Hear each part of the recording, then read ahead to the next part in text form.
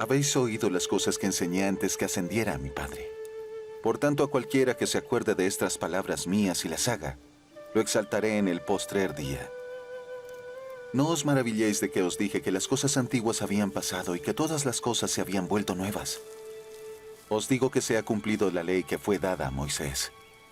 He aquí, soy yo quien di la ley, y soy el que hice convenio con mi pueblo Israel. Por tanto, la ley se cumple en mí, porque he venido para cumplir la ley. Por tanto, tiene fin.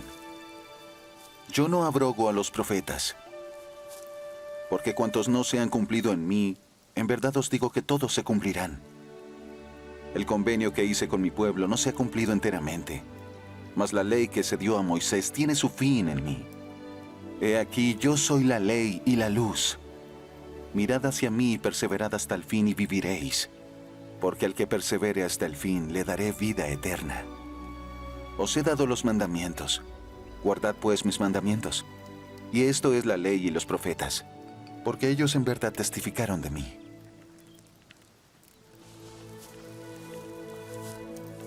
Vosotros sois mis discípulos, y sois una luz a este pueblo que es un resto de la casa de José. Y esta es la tierra de vuestra herencia, y el Padre os la ha dado. Y en ninguna ocasión me ha dado mandamiento el Padre de que lo revelase a vuestros hermanos en Jerusalén. Ni me ha dado mandamiento el Padre de que les hablara concerniente a las otras tribus de la casa de Israel, que el Padre ha conducido fuera de su tierra. Solo esto me mandó el Padre que les dijera. También tengo otras ovejas que no son de este redil. A aquellas también debo traer. Y oirán mi voz, y habrá un rebaño y un pastor. Sois aquellos de quienes dije, tengo otras ovejas que no son de este redil, aquellas también debo yo traer. Y oirán mi voz, y habrá un rebaño y un pastor. Vosotros habéis oído mi voz y también me habéis visto, y sois mis ovejas, y contados sois entre los que el Padre me ha dado. Tengo otras ovejas que no son de esta tierra, ni de la tierra de Jerusalén, ni de esta tierra circundante donde he estado para ejercer mi ministerio. Aquellos de quienes hablo son los que todavía no han oído mi voz, ni en ningún tiempo me he manifestado a ellos. Mas he recibido el mandamiento del Padre de que vaya a ellos para que oigan mi voz, y sean contados entre mis ovejas, a fin de que haya un rebaño y un pastor. Por tanto voy para manifestarme a ellos. Y os mando que escribáis estas palabras después de que me vaya, para que si mi pueblo en Jerusalén, aquellos que me han visto y han estado conmigo en mi ministerio, no le piden al Padre en mi nombre recibir conocimiento por el Espíritu Santo acerca de vosotros, y también de las otras tribus de las cuales nada saben. Estas palabras que escribáis se preserven y se manifiesten a los gentiles, para que mediante la plenitud de los gentiles, el resto de la posteridad de aquellos que será esparcido sobre la faz de la tierra por su incredulidad, sea recogido o llevado al conocimiento de mí, su Redentor. Entonces los reuniré de las 4 partes de la tierra, y entonces cumpliré el convenio que el Padre ha hecho con todo el pueblo de la casa de Israel. He aquí la verdad llegará a los gentiles en los últimos días, para que les sea manifestada la plenitud de estas cosas. Y así manda el Padre que os diga: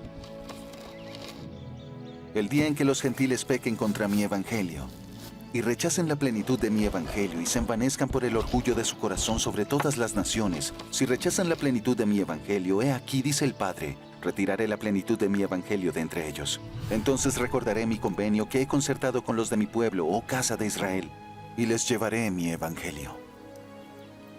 Pero si los gentiles se arrepienten y vuelven a mí, dice el Padre, serán contados entre los de mi pueblo, oh casa de Israel. Así me ha mandado el Padre, que dé a este pueblo esta tierra por herencia.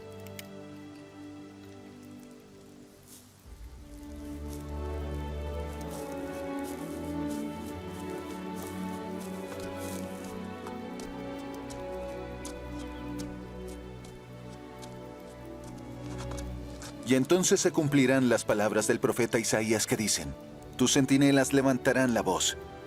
Unánimes cantarán porque verán ojo a ojo cuando el Señor hiciere volver a Sión. Prorrumpid en alegría, cantad juntamente lugares desolados de Jerusalén. Porque el Señor ha consolado a su pueblo, ha redimido a Jerusalén. El Señor ha desnudado su santo brazo a la vista de todas las naciones, y todos los extremos de la tierra verán la salvación de Dios.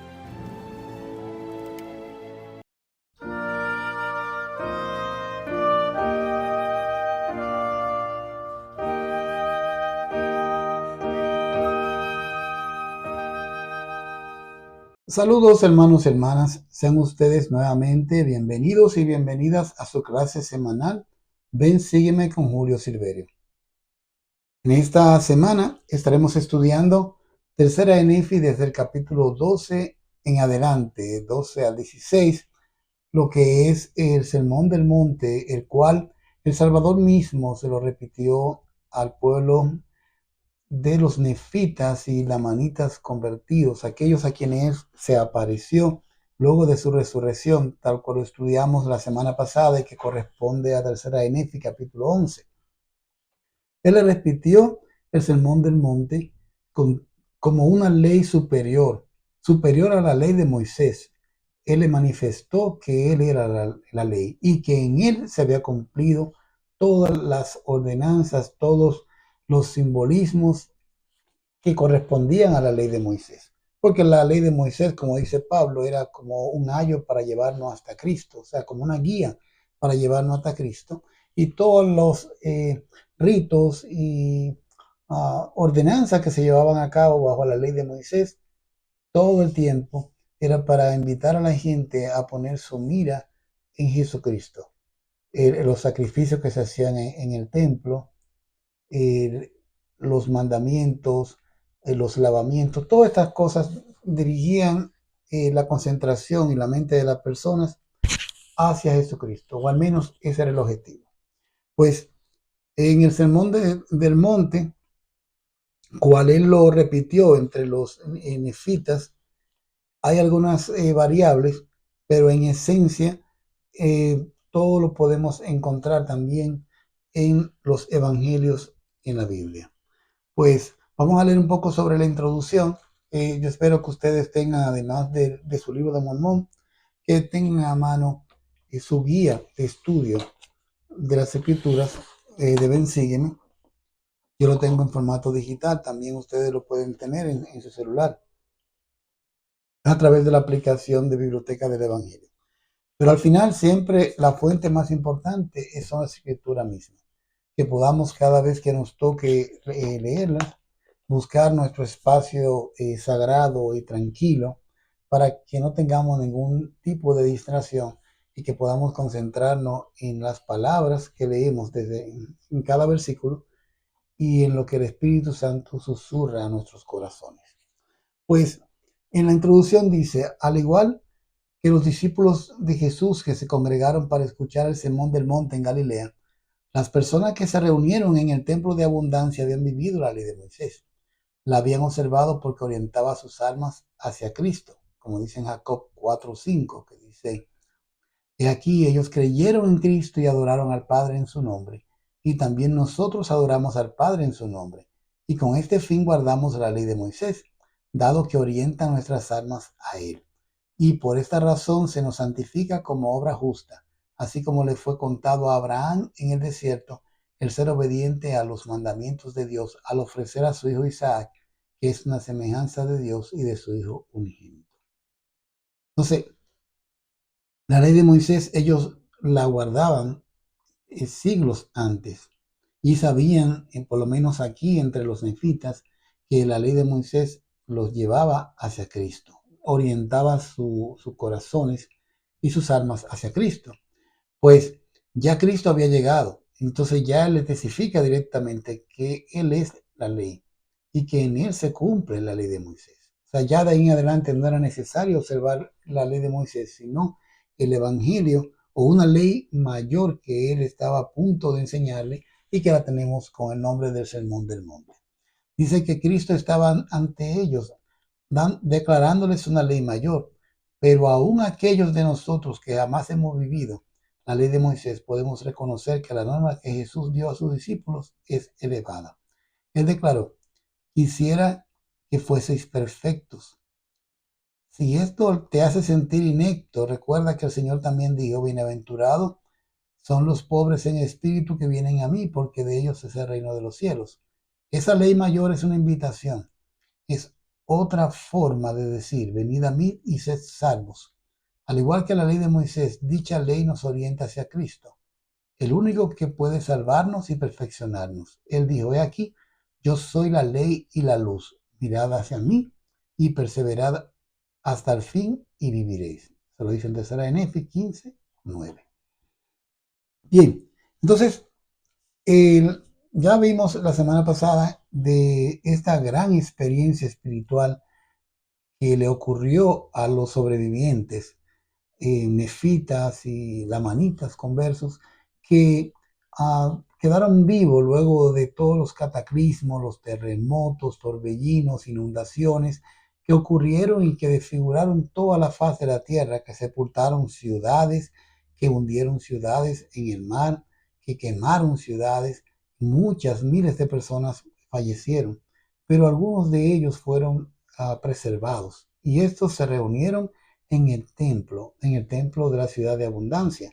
Y allí el Señor entonces se les apareció y comenzó a enseñarles su doctrina, aquellas cosas que ellos no sabían que él había predicado entre el pueblo de los judíos. Entonces se las explicó directamente, personalmente, aquí en el continente americano. Les habló sobre las bienaventuranzas, sobre la sal de la tierra, la luz del mundo, cómo él cumple la ley, Jesús y la ira, el adulterio, el divorcio, los juramentos, el amor hacia los enemigos, las limosnas y la oración. Y todo esto se lo explicó, pero ya con un acercamiento diferente, porque le estaba hablando a un pueblo que ya había sido purificado por el sufrimiento, que su testimonio de la venida de él como su Salvador era mayor y estaban más preparados espiritualmente para recibir su mensaje que el pueblo judío. Pues bueno, vamos a leer algunos versículos, aun cuando le voy a dejar el video que la iglesia preparó, a donde están prácticamente todos estos versículos dictados, bueno, por este actor que representa en este caso a Jesucristo. Pero sí, vamos a ver en el versículo 1 del capítulo 12 dice: y aconteció que cuando Jesús hubo hablado estas palabras a Nefi y a los que habían sido llamados, o sea, él llamó a 12 apóstoles también en el continente americano, y ellos recibieron el poder y la autoridad para bautizar.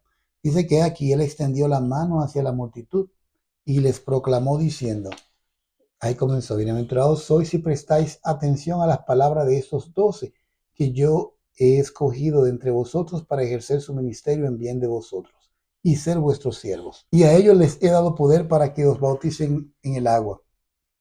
Y después que seáis bautizados en el agua, he aquí os bautizaré con fuego y con el Espíritu Santo. Por tanto, bienaventurados sois si creéis en mí y sois bautizados después que me habéis visto y sabéis que yo soy. Y también más bienaventurados son aquellos que crean en vuestras palabras, por razón de que testificaréis que me habéis visto y que sabéis que yo soy. Sí, bienaventurados son los que crean en vuestras palabras y desciendan a la profunda de la humildad y sean bautizados, porque serán visitados con fuego y con el Espíritu Santo, y recibirán una remisión de sus pecados. El Señor apoya a los apóstoles y a los líderes que él llama para presidir sobre la iglesia. En este caso, él llamó 12 hombres para que fueran sus discípulos aquí en el continente americano. Y él les dice a la gente que serán bienaventurados si hacen caso a las palabras de esos 12 que él ha escogido. Eso se aplica también hoy en día. O sea, nosotros podemos ser grandemente bendecidos si prestamos atención y hacemos caso a las palabras de los apóstoles que él ha escogido hoy en día. Ellos nos hablan, a veces tenemos la oportunidad de verles en nuestras estacas, pero también podemos verlo cada 6 meses. Ya la semana que viene tendremos la conferencia general y tendremos la oportunidad de escuchar a cada uno de los 12 apóstoles hablar de Cristo y testificar de Cristo, porque esa es realmente su misión principal, ser testigos de Jesucristo. Y ellos van a testificar, a hablar de las cosas que el Señor les ponga en sus corazones. Han estado meditando, han estado orando, ayunando, para que el Señor les utilice como sus instrumentos, para que lleguen a decir las cosas que el Señor diría si Él estuviera en su lugar. Por eso es muy importante que podamos tomar notas, que podamos, bueno, luego de que los discursos salgan, devolverlo, escucharlo una y otra vez y detenernos en algunas partes, tomar notas y orar para que el Señor a través de los discursos de ellos nos hable a nosotros de manera muy personal. Pues bueno, ya el Señor desde el capítulo 3 del 12 comienza entonces a decirle o a recitarle prácticamente el sermón del monte. Le dice en el versículo 3, bienaventurados son los pobres en espíritu que vienen a mí, porque de ellos es el reino de los cielos. Cuando habla de pobre en el espíritu, se está hablando de humildad y de todo lo contrario de lo que es la vanidad y el orgullo. O sea, una persona pobre en el espíritu no es una persona que es pobre porque no tiene alimento o porque no tiene ropa, sino porque es humilde y depende. Usualmente decimos que un pobre es alguien que depende de otra persona para poder subsistir. Pues espiritualmente nosotros somos pobres en el espíritu cuando dependemos espiritualmente del sustento que nos brinda el Señor, de toda la ayuda que el Señor nos brinda. Ahora, a diferencia del Sermón del Monte, como está en la Biblia, que dice así mismo, bienaventurados los pobres en espíritu, pero aquí se le añade dos palabras, bueno, algo más que dice que vienen a mí. O sea, hay personas que son humildes, pero definitivamente, aun cuando son humildes y pueden necesitar la ayuda divina, no vienen a Cristo. Entonces, estos no serán realmente herederos del reino de los cielos. Dice, bienaventurados son todos los que lloran porque serán consolados. Bienaventurados los mansos porque heredarán la tierra. Bienaventurados los que padecen hambre y sed de rectitud porque ellos serán llenos del Espíritu Santo. Bienaventurados son los misericordiosos porque ellos hallarán misericordia. Bienaventurados son todos los de corazón puro porque ellos verán a Dios. Hay varias escrituras que nos dice, tanto en la Biblia como en otros libros, como la Doctrinas y Convenios, que nos dice que aquellos que son limpios de manos y puros de corazón tendrán la oportunidad de ver a Dios. Entonces tenemos que ser puros. Cuando se dice ser puro de corazón es tener pensamientos virtuosos y concentrar todos nuestros pensamientos y actos en ser personas realmente cristianas que seguimos el ejemplo de Jesucristo. Eso nos ayudará a tener el corazón puro y las manos limpias. Y ahí podremos entonces tener el privilegio de un día llegar a ver a Dios. Bienaventurados los pacificadores, porque ellos serán llamados hijos de Dios. Hijos de Dios. Y sigue hablando sobre aquellos que son perseguidos a causa del Evangelio, que también son bienaventurados porque tienen el privilegio de sufrir por el Señor y llegarán a tener mayor bendición. Dice el 13, porque tendréis gran gozo y os alegraréis en extremo, pues grande será vuestro galardón en los cielos. Él sigue hablando de la sal de la tierra, que tenemos que ser como la sal de la tierra. La comida, los alimentos sin la sal, en realidad no tiene el sabor. Nosotros podemos ser ese sabor en el mundo, podemos ser la diferencia. También menciona que podemos ser la luz, una luz en el mundo. En este mundo de tanta oscuridad, en este mundo de tantas dudas, en este mundo a donde la gente no sabe a dónde llegar, cuando aparece una luz como si fuera un faro, el navegante que anda perdido en medio de la noche oscura se alegra y se alivia porque sabe por fin cuál es eh, la guía, hacia dónde que tiene que dirigirse por motivo de la luz que está mirando. Por eso el Señor dice que que tenemos que usar nuestra luz para que alumbre, pero que ponerla en alto, no esconder nuestro testimonio, sino hablar con poder y autoridad sobre las cosas que sabemos que son verdaderas. No importa en el lugar a donde estemos, no importa si es en el trabajo, en la escuela, universidad, siempre debemos decir qué es lo que nos hace diferente. Incluso algunas personas hasta se nos acercan y nos dicen, tú eres distinto, hay como una luz en ti. Y esa luz es la luz del Evangelio, la luz de la dignidad, la luz del testimonio. Y no debemos esconderla. Hay personas que le da apuro, que le da vergüenza, que le da pena el compartir su testimonio y decir que son miembros de la iglesia de Jesucristo y de decir lo que el Señor ha hecho por ellos a través de su iglesia. Y eso no debemos hacerlo porque el Señor dice que si nos avergonzamos de Él, entonces Él se va a avergonzar de nosotros. Pues sigue hablando acerca de la ley, que la ley toda se cumple en Él. En el versículo 19 dice, aquí os he dado la ley y los mandamientos de mi Padre para que creáis en mí, que os arrepintáis de vuestros pecados y vengáis a mí con un corazón quebrantado y un espíritu contrito. Y aquí tenéis los mandamientos ante vosotros y la ley se ha cumplido. Ahí el Señor lo dice claro.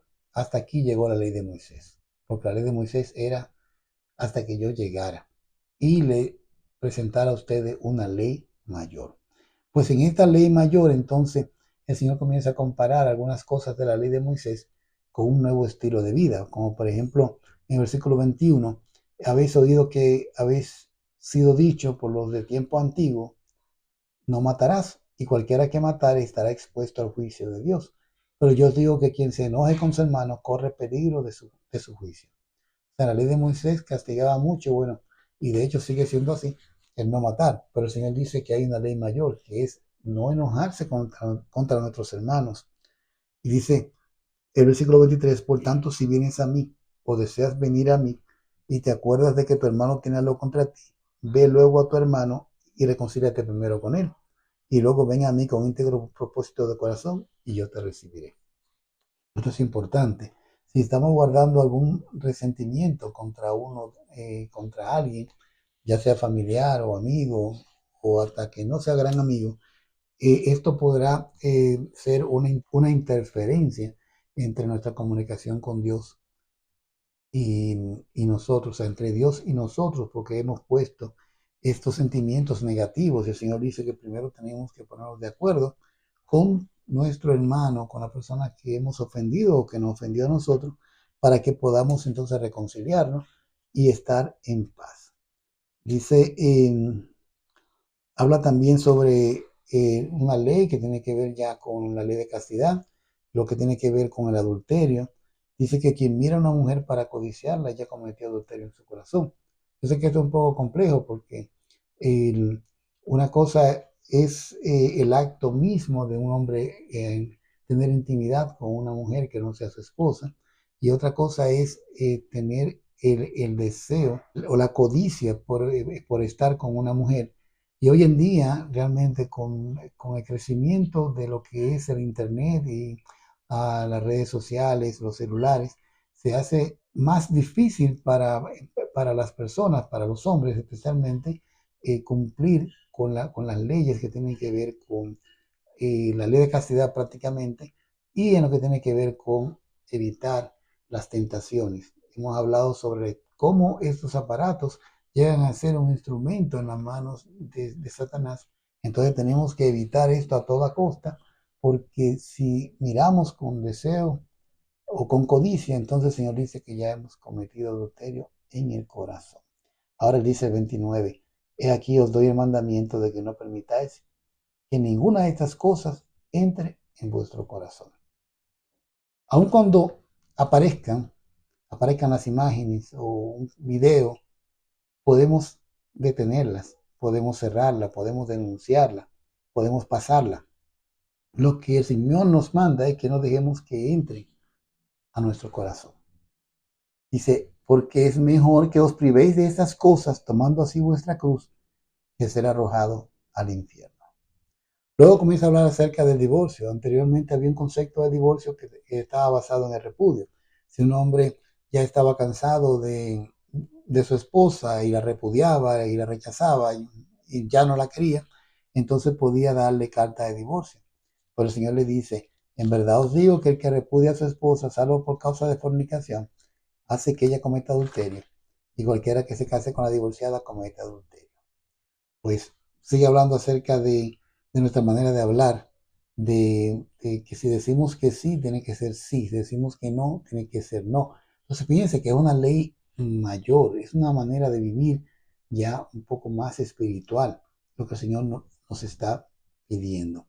Dice que no juremos por nuestra cabeza, que no juremos por Dios ni por el trono de Dios. Dice que sea nuestro sí, sí y nuestro no, no, porque lo que sea más que esto es malo. O sea, piense bien antes de comprometerse, piense bien antes de decir que sí, antes de decir que no. Si usted dijo que usted iba a ir y se anotó en una lista, si usted prometió algo, cúmplalo, porque eso son rasgos de un verdadero creyente, de un verdadero cristiano.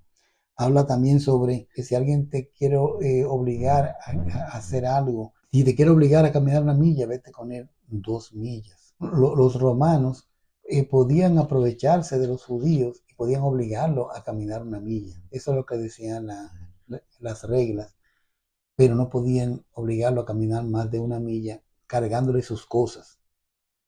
Pero el Señor dice, no, si te obligan una, ve camina 2. O sea, demuestra realmente que tú sinceramente eres una persona humilde.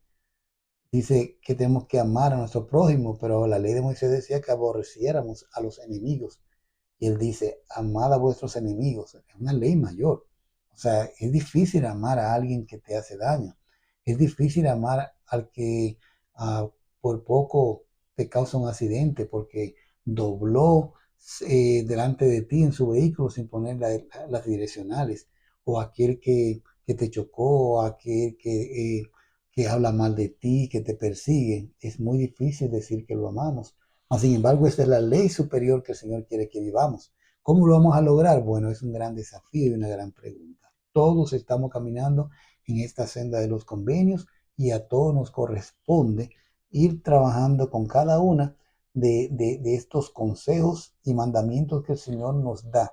Y luego de leer cada versículo, nos autoanalizamos qué tanto yo amo a mi prójimo, qué tanto amo a mi enemigo, qué tanto yo soy uh, amoroso con lo que no me aman.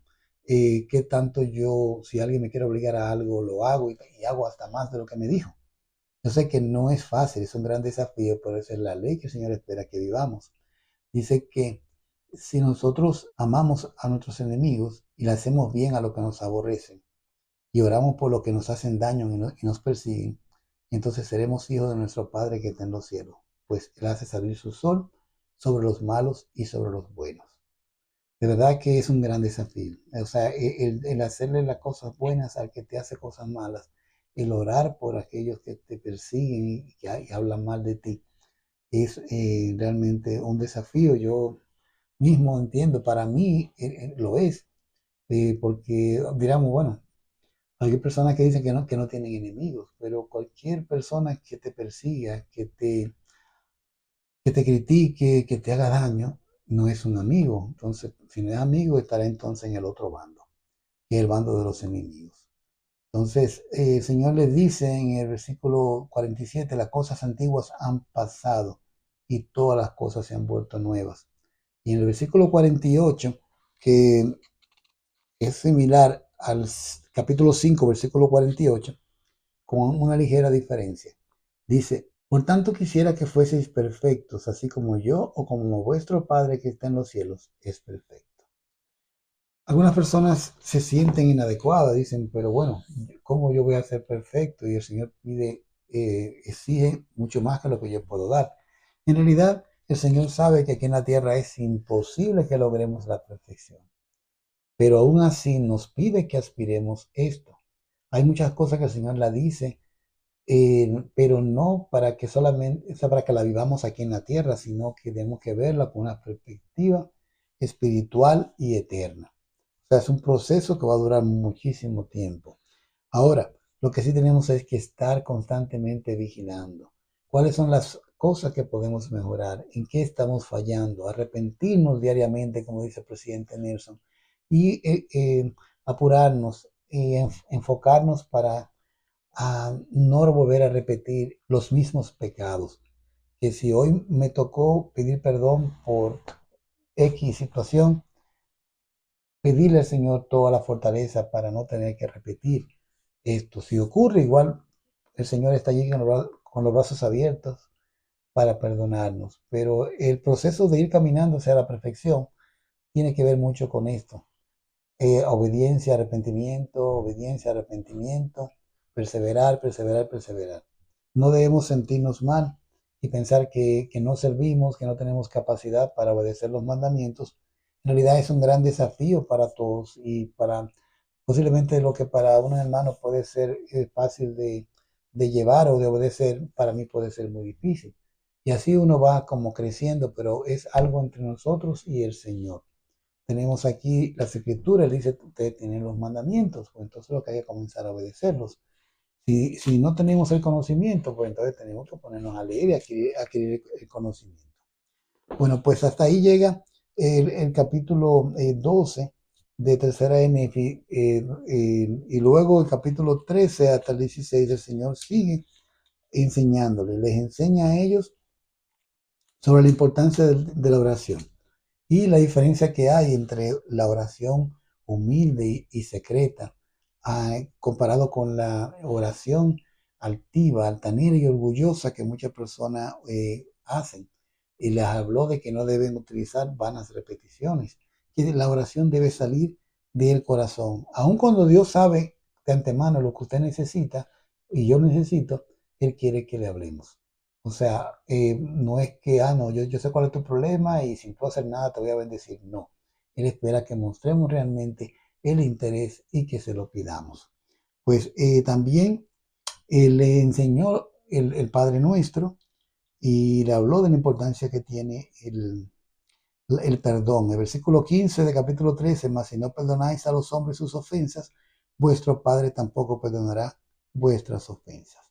Le habló sobre el ayuno, que no deben hacer como los hipócritas, que cuando están ayunando, todo el mundo lo ve con la cara triste. Ay, ¿qué te pasa? Ay, que estoy ayunando, esto es muy difícil. No, debemos considerarlo como un privilegio. Si lo hacemos con una actitud positiva y con fe, de seguro que recibiremos mayor galardón.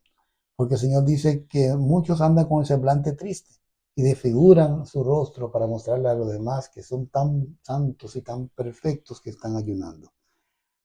También el Señor habla de la importancia que tiene el acumular los tesoros en el cielo y no aquí en la tierra.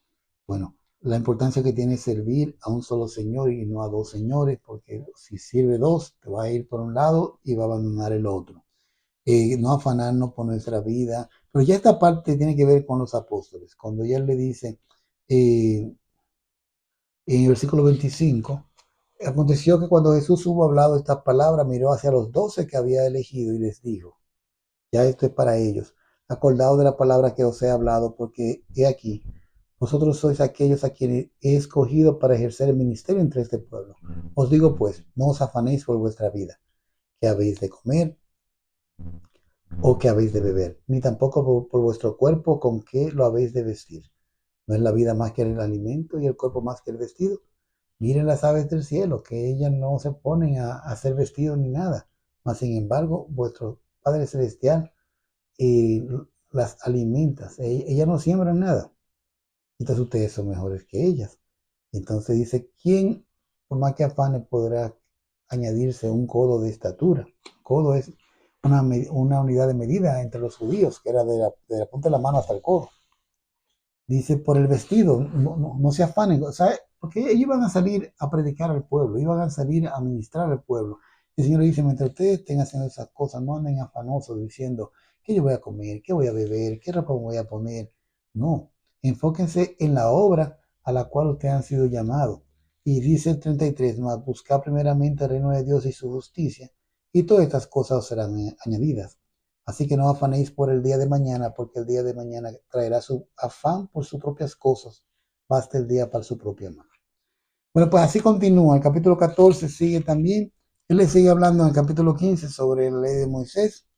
Dice el versículo 3, no os maravilléis de que os dije que las cosas antiguas habían pasado, y que todas las cosas se han vuelto nuevas.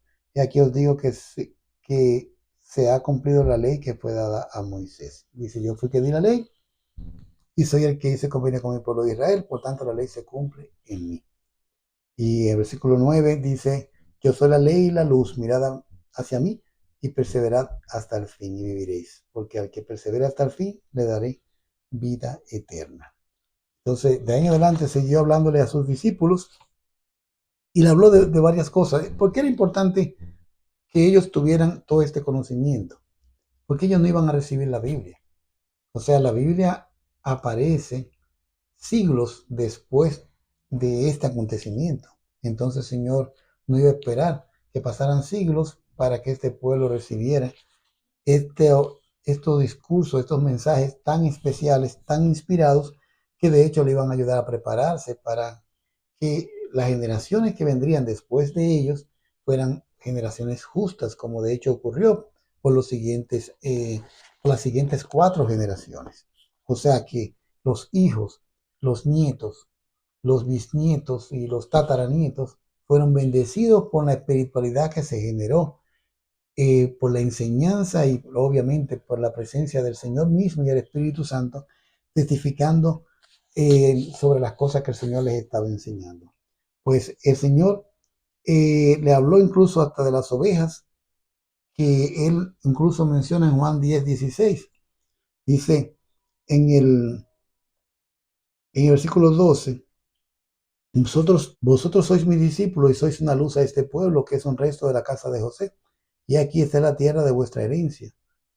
Y que, dice que él ha permitido que la gente conozca más sobre esa tierra hasta este punto para que no vinieran más tribus a heredar la tierra. Pero sí, él dice que su padre le permitió decirle al pueblo de Israel que tengo otras ovejas que no son de este redil. Aquellas también debo yo traer y oirá mi voz, y habrá un rebaño y un pastor. Dice que por motivo de la incredulidad de la gente, no llegaron a entender ese tema, y entonces el padre le mandó que no hablara más sobre eso. Entonces le dice, ustedes fueron separados de entre ellos por motivo de su iniquidad, por tanto es debido a su iniquidad que no saben de vosotros. Entonces, él le dice, ustedes son esas otras ovejas que yo dije. Ahora, también, o sea, el 21 lo dice, de cierto os digo que vosotros sois aquellos de quienes dije, tengo otras ovejas que no son de este redil. Y no lo comprendieron. Entonces, algunos hasta pensaban de que esas, y lo han dicho, que esas otras ovejas que el Señor se refiere eran los gentiles. Pero dice el versículo 23, que no me entendieron que dije que oirían mi voz, ni me comprendieron que los gentiles en ningún tiempo habrían de oír mi voz, que no me manifestaría a ellos sino por el Espíritu Santo. Pero más he aquí, el 24, más he aquí vosotros habéis oído mi voz, y también me habéis visto, y sois mis ovejas, y contados sois entre los que el Padre me ha dado. También el Señor dice en el versículo 16 que Él tiene otras ovejas que también le iba a visitar. Dice, y en verdad os digo que tengo otras ovejas que no son de esta tierra, ni de la tierra de Jerusalén, ni de ninguna de las partes de esta tierra circundante donde he estado para ejercer mi ministerio. Entonces, esas gentes no se sabe quiénes son, pero el Señor dice que también los iba a visitar. No tenemos un registro, no tenemos un libro que hable sobre que el Señor fue y visitó a otras ovejas, además del pueblo de Israel y el pueblo de los nefitas aquí en el continente americano. Pero sí, el Señor prometió que lo iba a visitar, porque dice el versículo 3 del capítulo 16, mas he recibido el mandamiento del Padre de que vaya a ellos, para que oiga mi voz, y sean contados entre mis ovejas, a fin de que haya un rebaño y un pastor. Por tanto, voy para manifestarme a ellos. Entonces, es maravilloso saber que tenemos un Dios que no es exclusivo de una nación, exclusivo de una región, sino que realmente es nuestro Padre Celestial para todos los habitantes de la tierra. Y que así como Él envió a su Hijo entre el pueblo de Israel, también permitió o le mandó a su hijo que visitara otras ovejas. Recuerden que en el pueblo de Israel solamente había una tribu la tribu de Judá y algunos remanentes de otras tribus pequeñas. Pero las 10 tribus de Israel fueron esparcidas por Nabucodonosor y todavía siguen estando esparcidas, pero el Señor sí sabe dónde están. Y el amor que él sentía por esas dos tribus que tenían uh, en el área de Jerusalén, entre los cuales vivió y nació, él también tiene ese mismo amor por las otras tribus. Y no es de dudar que un padre que tenga 12 hijos, que los ama a todos, que no solamente se quede con dos, o viva con dos, teniendo la oportunidad de también visitar a los demás. Y por eso es que me llena de mucho gozo, mucha alegría, el saber de que el Jesucristo en el que yo creo es un Jesucristo amoroso, misericordioso. El Padre Celestial en el que yo creo no solamente está con una sola nación, sino con todos sus hijos, sin importar en qué parte del mundo se encuentren. El Señor Jesucristo habló claramente y abiertamente aquí en Tercera de Nefi sobre estas otras ovejas y que él quiso decir en Juan 10:16 cuando hablaba de él como el gran pastor, pero un gran pastor que no solamente tiene ovejas en un solo redil, sino que tiene ovejas en otros rediles y que los iba a buscar y iban a escuchar su voz. Yo testifico de que estas cosas son verdaderas. He sentido en mi corazón, a través del Espíritu Santo, la confirmación de que estas cosas vienen de Él.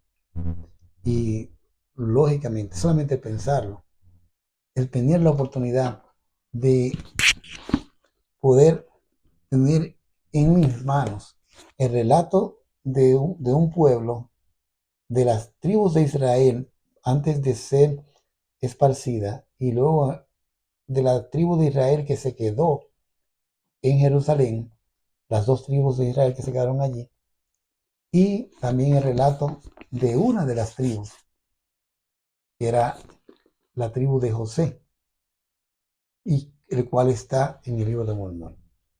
Vendrán más libros, no sé cuándo, no sé cómo, pero esas otras tribus también traerán sus historias y sus testimonios, y un día tendremos el privilegio de regocijarnos en saber de que el Señor también les visitó, les habló y los ama.